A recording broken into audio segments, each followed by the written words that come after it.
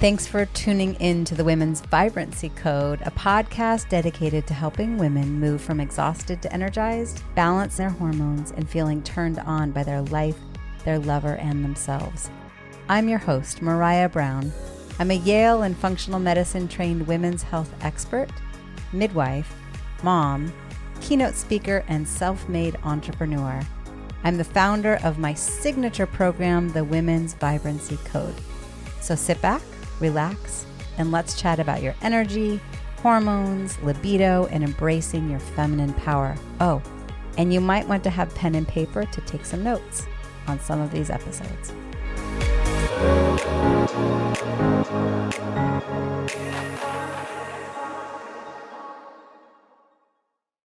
I have been doing a deep dive into Esther Perel. Oh my gosh, I'm like in love.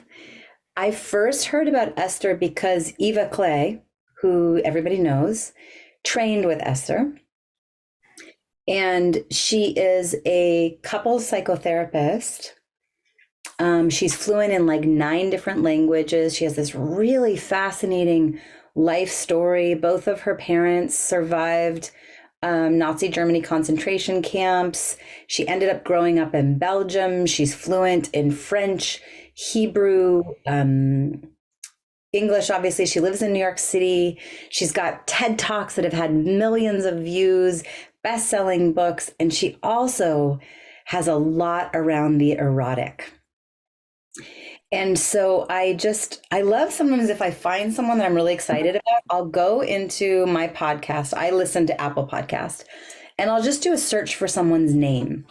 And when you search for someone's name, all of the podcasts that person has been interviewed on pop up. And so then it's fun because then I learn about different podcasts that are out there that maybe I'd never heard of before. And also I get to kind of like binge on a specific person. And so this one, let me do a share screen. And I've grabbed a specific clip. Before I do that, let me do this. Okay, share screen. And what I'd like is just to play this clip. It's about 2.5 minutes, and then have a conversation about it. Hopefully it offers food for thought. So this podcast is called Good Inside with Dr. Becky. And the episode is from February 13th, 2023. It says, right, but should we be scheduling sex by Esther Perel? And there's all this Q&A. And we're right at minute 3 and 55 seconds. And let me turn my volume up and let me just play this. Very often, if I work with a heterosexual couple, I will hear a caring male partner say, nothing turns me on more than to see her turned on. I love seeing her into it. Because if she's into it, he doesn't have to deal with the predatory fear. He knows she's enjoying it. I have yet to hear a straight woman say, nothing turns me on more than to see him turned on, if she's not into it. If she's not into it, whatever is happening to him will not change her. What turns her on is what happens to her. And for that, it means that she needs to be able to focus on herself, away from the worry and the responsibility and the caretaking of others.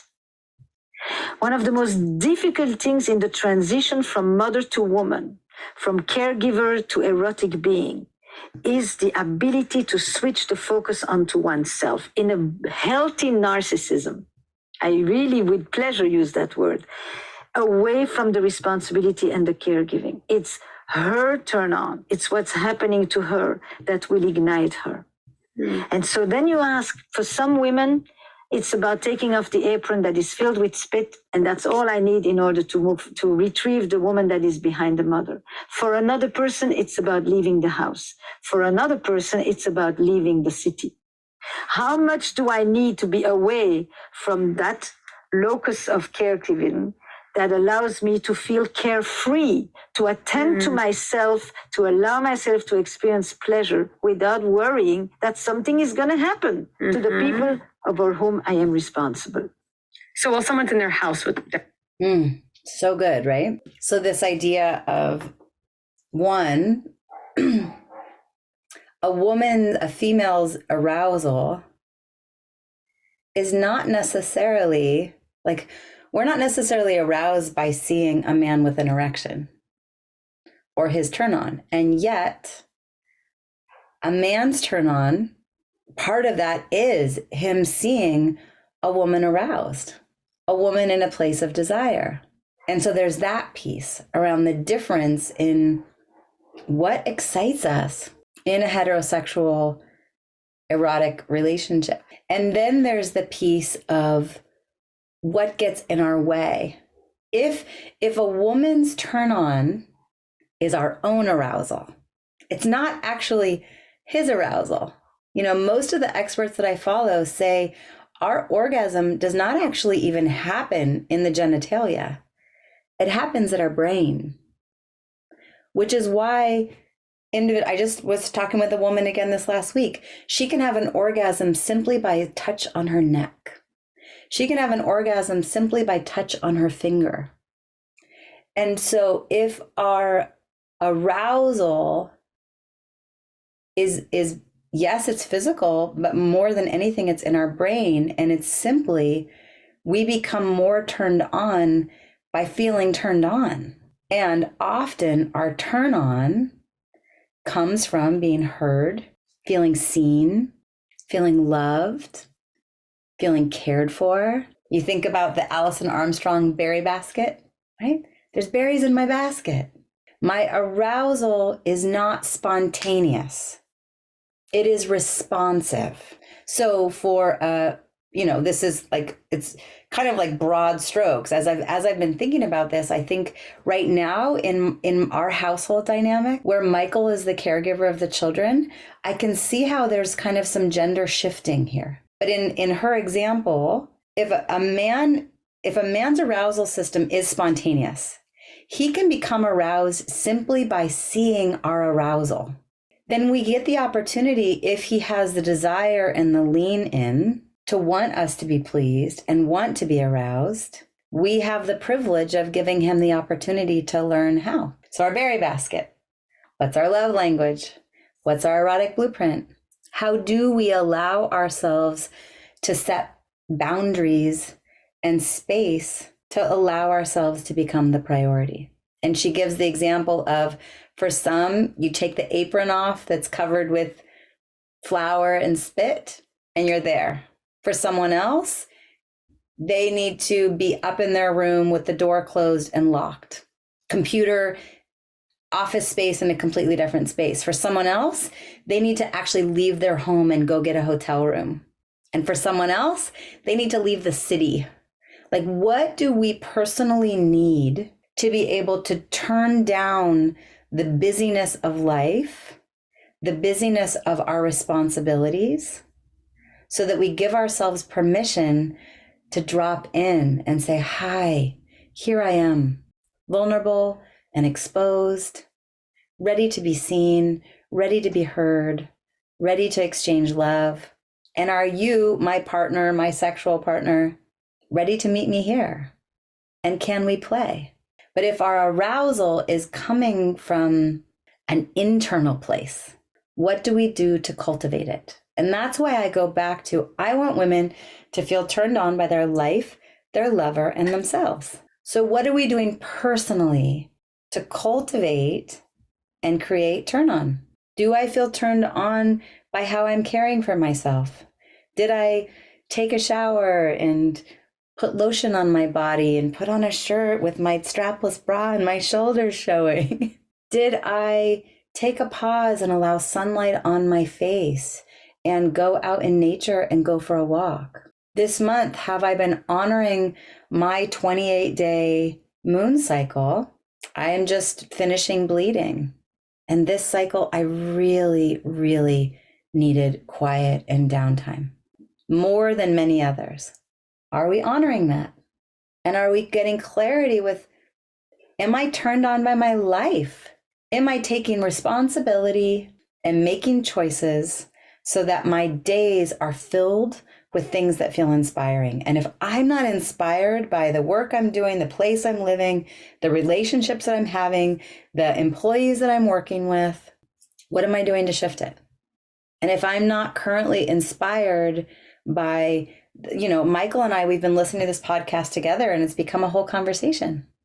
Because regarding for us, we have young kids at home and he's the caretaker of the kids. And now for him, it's almost like he's needing to leave the house. Like, do we need to go get a hotel room? Like door closed, I'm good, let's go. For him, if the kids are in the house, it's like too much. And that's where we are. Do I feel inspired by the work that I'm doing and challenged and pushed? Yeah. And, I think it's these moments where we find creative ways to connect. When in this podcast, when she talks about scheduling sex, she says it's not that we need to schedule sex. It's actually that we need to schedule time to connect. Take sex off the plate for now. Put arousal on the schedule, where we say, hi, how are you doing? And do our best not to talk logistics, not to talk work, not to talk household, not to talk travel, not to talk kids, not to talk employees, not talk about landscaping and all whatever that to say, no, we are going to schedule time to connect. And then what? And in this conversation of switching the focus to ourselves, what if we actually schedule time to focus on ourselves, to focus on our own arousal, not from, like she says, a healthy narcissistic way, right? I look at on this call, Whitney, maybe you're doing that because you're trying to figure out, do I even want to be in this relationship? Is it salvageable? Sherry, am I going to do that because I want to feel more present and more passionate and more aroused when I'm with him? Because I'm filling up my own cup and I'm focusing on my arousal. And for Erica, off traveling the world, kind of in the single space, I don't know, maybe you're even, I think there's a boyfriend at home. I don't know what's happening with that, but, maybe it's you're meeting a young, handsome man over chips and salsa in Mexico. And the arousal is coming from the excitement there. That moment when you set aside an extra 15 minutes of your day for us to have a FaceTime conversation and really connect. If your love language is quality time, to say out loud, thank you, that really goes a long way. And I think sometimes, like I look at Whitney, when there's already disconnect in the relationship, it feels really hard to be the one to be vulnerable. It feels really hard to be the one to take the step. But the way that I think about it is, when Michael and I were at the lowest of low in our marriage, I was like, you know what? Whether we stay together or we're not together, I'm still left with me. So I might as well work on communicating what my desires are and what my needs are, and practicing really focusing on myself and sharing appreciation for when he's doing it in a way that I feel heard and seen and loved. And being tender with myself and being tender with him. Yeah. And remember that our arousal does not require a partner, right? This can be Erica in Mexico, Krista single, me, well, at the end of the month, I go to Hawaii for a retreat. It can be independent of being in relationship, independent of being physically in the same city, the same building, the same room. Especially if our arousal is responsive. It builds over time. It builds based on how we look in the mirror. It builds based on what we choose to consume. The podcasts that we listen to, the social media things that we follow, the TV channels we choose to look at, the people that we surround ourselves with, the conversations that we allow ourselves in. And if we catch ourselves in these conversation loops that are just like complaining about the same scenario, it's like, how is this serving me? I'm just creating more of what I'm complaining about. What is it that I want? What is it that I want? And can I make shifts today in how I think, how I speak to myself, how I look at myself, how I choose to spend my time, how I choose to see through what lens I see it, so that I start feeling turned on by my life And I allow myself to feel turned on by the work that I do, or the work that I'm looking for, the work that I'm considering shifting. Okay. Sherry, Whitney, Krista, any thoughts? For me, it's just effort. Like we've been so busy between the business, raising our son, and now we're just in this other phase of life and we just haven't practiced any of this stuff. So it's just challenging, you know, maybe listening to some podcasts. I'm going to try that with Harvey. I'm going to listen to myself for a little bit and just see what it's all about. But I think maybe just getting him to listen to some podcasts. Yeah. Be a good place for us to start. And like you said, open some conversation. We're just, I don't know. I feel we just don't have lots to talk about other than the things that I don't want to talk about. Yeah. Right. Oh, this is fun. Okay. So you can Google best questions to ask on a first date. Mm-hmm. I'm sure some of you have heard this. When Michael and I, our first real winter in our marriage, as we were coming out of it, we're like, you know what? Let's start over. Mm-hmm. We have 2 kids, but let's just pretend that we're starting over. And we would go on a date and we would like fully go into the role play of, hi, I see you sitting at the bar. What's your name? Where are you from? Do you have any siblings? Do you work? What do you do for work? Like literally start from the beginning. And then I had Googled like best first date questions, and there's a lot of them out there. I found one that I really liked. And I had it out and we would take turns asking one another one of the questions. And actually we found that we learned new things about one another and we just fully got into the role. Mm-hmm. And now we're not talking logistics. We're not, we're just getting to know one another again and getting playful, sitting at the bar at a restaurant on a date. That's fun. Yeah, right. If you follow Esther Perel, she has a game that she's made. What is it called? It's a card game and it offers questions that you can flip the card and you ask one another questions and they're just like fun, get to know you, but also some of them are a little bit racy, a little bit erotic. Perel game. It's called Healthier Together. Esther Perel. Here, I'll grab the link. It's this. It's called Esther Perel, Where Should We Begin? Game of Stories. Conversation cards for couples, friends, and coworkers. Interactive couples game with 280 cards, 12 tokens. And I'll put the link in the chat. You can also Google it if you're watching the recording. But just like, where do we start? This is so new. We're not going to sit and watch the ball game together. We're not going to talk about the kids. We're not going to talk about work. We're going to find some new creative ways to connect. And maybe it's podcasts. Maybe, hey, like right now, Michael listens to it, I listen to it, and then we had like 15 minutes after kid drop off and before the call to just sit and start talking. And we got a little bit off track talking logistics. And it's like, whoa, okay, wait, no, come back. Mm-hmm. And if you're not in a relationship, you still get to cultivate conversations with friends, with coworkers. It's about playing around with how do I like to connect? What's fun for me? What type of conversations do I feel aroused by and inspired by? And it can be on Zoom and it can be out at a coffee shop and right? And so for podcast, Sherry, to do a search for Esther Perel, you could also do a search for Jaya Love. And just, find a podcast that's like, ooh, that would be fun to listen to together. Mm-hmm. Krista, Whitney, what about you? Thank you. Yeah, of course. I don't know if it would work. He is very old school.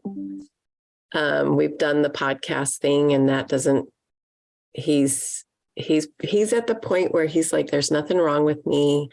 I don't need a podcast. I don't need to go to therapy. I don't need to read another book. that kind of thing. What if We even tried to talk to each other during dinner, and I just got pissed and had to leave. It was terrible. It was, I made me sick. I couldn't even eat my salad. And I did, when he got home, it was wham, bam, thank you, ma'am. It was like, after he went to bed, and he got up in the morning, and it was 4 hours of back and, badminton. You did this, you did this, you did this, you did this over and over again. And I couldn't handle it. okay. So I don't know if he would be receptive. Whitney, what about outside of your relationship? Oh, outside of my relationship? Do you have other friends? Do you have other people? Do you have other ways? Just you guys. Yeah. Only here. I mean, I only worked when I got here. I haven't really done anything outside of work in here, work in the house, and my lovely ladies here. Yeah. And there are ladies here. So to reach out to them. Yeah, I reached out a couple of times yesterday with past coworkers, because I'm still waiting on that phone call from that DM. Mm-hmm. Apparently she'll be in the store today, but I found out that it's going to be like nobody in that store. So I'm not sure if it's going to be something I want to get into. But it would give me a break. I mean, outside of here, maybe to regenerate. I don't know. Recharge kind of thing, kind of really get down and dirty into what I really want. So and I want you to perpetually remind yourself that your happiness and your arousal and your turn on is not dependent on another person, especially not a single one individual. Correct. Right? We have the esteemed privilege of cultivating it within ourselves. Yeah. We have the esteemed. I think I haven't done it for so long that I forget how. Yeah. So start by putting on some music. That's my thing. I used to do it a lot, and I don't do that anymore. So today, put on some music and dance. Do it in your she shed. Get it really warm in there and just wear your bra and undies or whatever you need to do, and you just dance. And then you find something that you're going to listen to that feels inspiring, and you can learn something new, right? When we start putting all of our joy and our source of love and belonging and being seen and arousal all in one bucket. Yeah. That's not fair for anybody. Same with it. I'm in a healthy, happy marriage. I can't put it all on Michael to be my best friend and my lover and my co-parenter and my co-worker and my co-householder. That is a recipe for failure, right? My desire gets to be met in other places. I think about Erica, different relationships get to color outside of the lines, so to speak. So, there are relationships where we have an agreement. If I'm just as example, if I'm traveling, I can be flirtatious with other men and women. I can dance with them.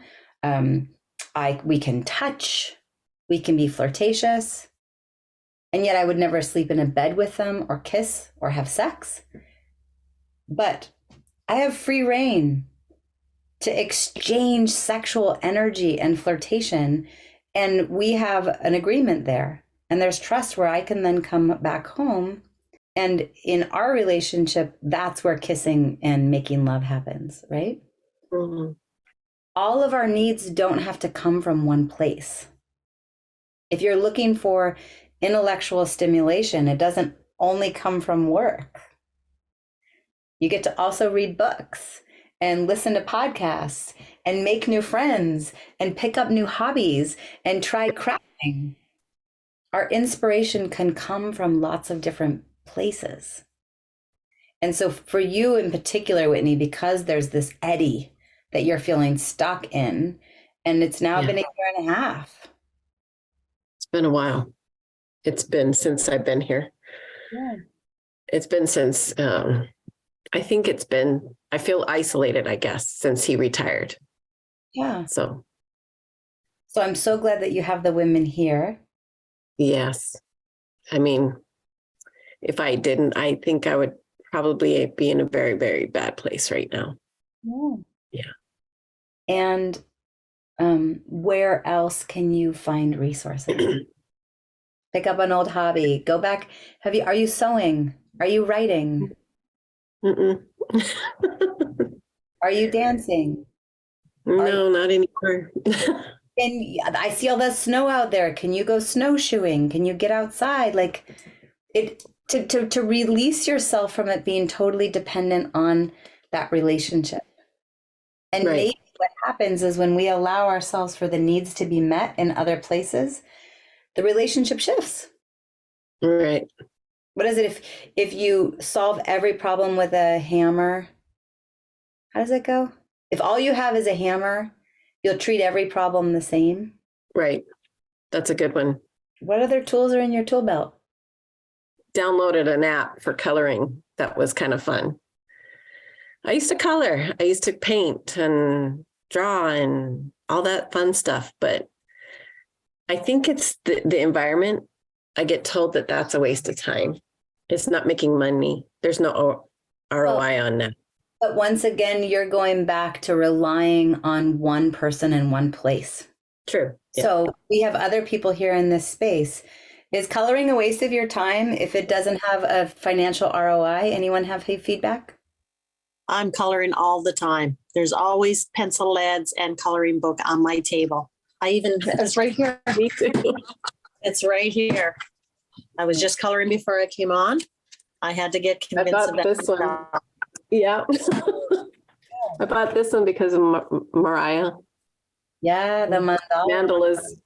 Yeah. Mandalas, yeah. So if you rely... You're a human being, not a human doing. Yeah. Yeah. I like that. And so when you only rely on one individual for your source of happiness and eroticism and positive feedback and worthiness, that's not a successful road for anyone on this planet. It's not how we survive as a species. So start looking for other places. That doesn't mean you completely turn away from him, because I don't hear that you're ready for that. But it does mean look in other places and stop relying so much on his feedback. Yeah, I just have to get over that part of I'm not being accepted for who I am, I guess. Do you accept yourself for who you are? True. I'm asking. Oh, is that a question? Not in the space I am right now.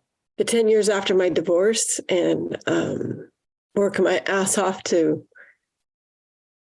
keep my kids off the street and create a career and a piece of my own, I lost that somewhere.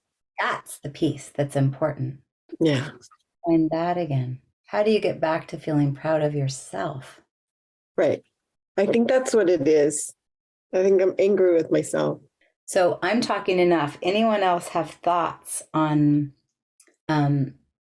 where Whitney can look and go and be and do? I want to call Nina.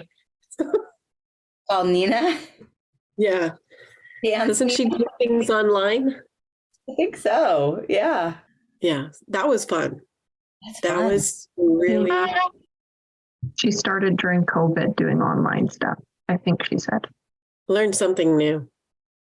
I need to learn something new. You can send me a Zoom link and we can color together and just drink tea and visit and be quiet. I miss our talks. Yeah, we could do that. That'd be fun. Go out in the she shed. Get on Zoom. Bring out your coloring book. It's at a standstill right now. He's It's not done yet. No. No, he's yeah.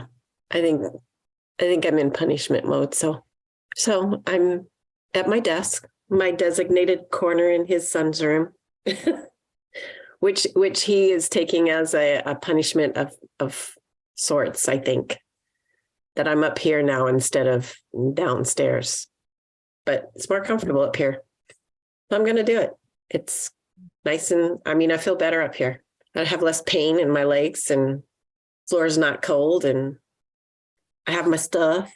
I have my coloring and my coloring books and my books and my pictures and my computer. So yeah. I want to make sure, Krista, do you have anything to add? What were your thoughts on the podcast? What are your thoughts on the conversation we've had today? Do you have any questions about any topic? A lot of things that I'm kind of pondering. So I've been doing a lot around sleep and morning routines since getting back, which has been really, really good so far. And then doing things like the paint by number. I don't have to think about, like, even with coloring, sometimes I try and overthink what I'm doing.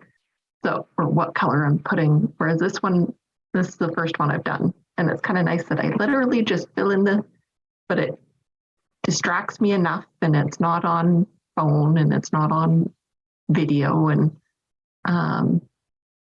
so yeah, those things have all been good. I'm in this really weird limbo right now with attempting to date and trying to figure out what it is truly that I want, and trying to figure out what I'm actually feeling versus if I'm just running away. Because anyways, so that's like a whole piece that I'm currently working on internally. But yeah, I'm doing good. And okay, so I heard new sleep routines, new morning routines, new practices to turn your brain off and just get into creative, easy space. And then also navigating what is it that I feel? Is this like inner child stuff where I'm fleeing and running because I'm feeling triggered? Or is this coming from really clear, concise, this is what I desire? Of those three, which one feels like the most charged? none of them really feel super charged. And I do have another meeting right at 11, so I'm going to have to head off here. But yeah, it's just a lot of little things all shifting and trying to be open energy wise, open heart wise, and just listening to without making any drastic decisions, like trying to not jump at, oh my God, right? Which is sometimes my gut reaction is whoa, and like completely shut a door versus just take a step back, let it sit, let it simmer. Yeah. So in the way that you answered the question, it sounds like the piece that is most alive, maybe not charged, but most alive is this relationship dynamic. Like, whoa, I'm dating. Do I, like, are these truly red flags where I don't want to continue to move forward? Or is this just me getting in my own way and upper limiting? Mm-hmm. Yeah, because there's really no, well, I guess if there was a red or an orange flag, it's that I'm not feeling a romantic connection or like a spicy connection, although I've only met him once in person, and that was 2 days after I got home and I was on my cycle, and right, so a little bit of grace there. But otherwise he's super sweet and like remembers almost everything that I've ever said, and brought me a belated birthday present when he saw me, right? Like, so all of these things, but I'm not feeling like that. Yeah. And I don't know if that's just because maybe he's meant to be a friend or, right. Or it just needs time. So you were in your bleeding time when you saw him. Yeah. And so that's a relevant piece of information to know, okay, my hormones, my estrogen, my testosterone, and my progesterone are all at the lowest. It's not necessarily a time that often we feel turned on. No. So to give that another try and keep that in mind. And girl, you're kinky. Like you're connecting and he's remembering everything, and it sounds like the connection and the conversations have been safe. Mm-hmm. The Very other safe. thing that I know about you is your turn on. Part of that is going to be some spice. Yeah. Like, can you bring spice into an erotic into the text, email, phone, FaceTime correspondence before you meet up in person? So that it cultivates a little bit of arousal. And then if you meet up with them again between day 10 and 16 of your cycle, plus you get to push his boundaries a little bit and find out, how does he handle this? Because the reality is it's going to come out at some point. How does that sit? Yeah. That's good feedback and helpful, actually, I think. Yeah. And then just remembering, there's so much of this that has been, oh, here I am in my body. And what does it look like for me to listen into my intuition and not just what my logic says, what my body and my emotions and my intuition and my spirit are saying. Yeah. And so those moments of, I'm going to get quiet, and what do I feel in my body? Even if you play with a pendulum, that could be, hear this. I don't know if you've ever played with a pendulum. That might be a kind of a fun thing for you, Krista. Okay. But there's this chain and it will have a stone at the end. Mm-hmm. And you can just play around with it. I'll hold it and I'll say, my name is Maraya. And just see what it does. Okay. So in this one, it's now spinning in a counterclockwise fashion and going side, and then now it's moving side to side. And then I'll say, my name is John. I'm not moving my hand at all. And it stopped. See that? Yeah. So I can play around with just simple things. Yeah. It's summer right now. It's fall right now. I live in Canada. I live in Oregon, and you'll see, it's quite crazy. And I'm like, I'm not moving my hand. I'm just keeping my hand. And so then it becomes a resource if you want to play around with it. When it comes to bigger decisions, to go, oh, I know that when the answer is yes, it makes this movement. When the answer is maybe, it makes this movement. And when the answer is no, it stays still. And so let me just play around with, and, initially you're probably not going to make any big, you're not going to sell your house because of a pendulum. But it is something just to play around with as you're exploring. Like, how do I listen inside? Yeah. Oh, that's a good one. Yeah, they're easy to find. Yeah. Yeah, I know I've seen them at our little health food store and stuff. So go grab one and just playing with it. Yeah. Yeah, just play around with it. Yeah. My dog's name is Joe. I have a dog, I don't have a dog. Yeah. And just it's odd. And like, as I've been teaching my kids a little bit, and my 8-year-old, I think sometimes she has a hard time quieting down, and I think sometimes she doesn't trust herself, and so often it doesn't move at all. Mm-hmm. Right, we just get to keep asking and quieting down. Yeah. Anyway, we're at 11 o'clock. Okay. Y'all are awesome. I gotta go, but thank you so much. Love you all. Thank you.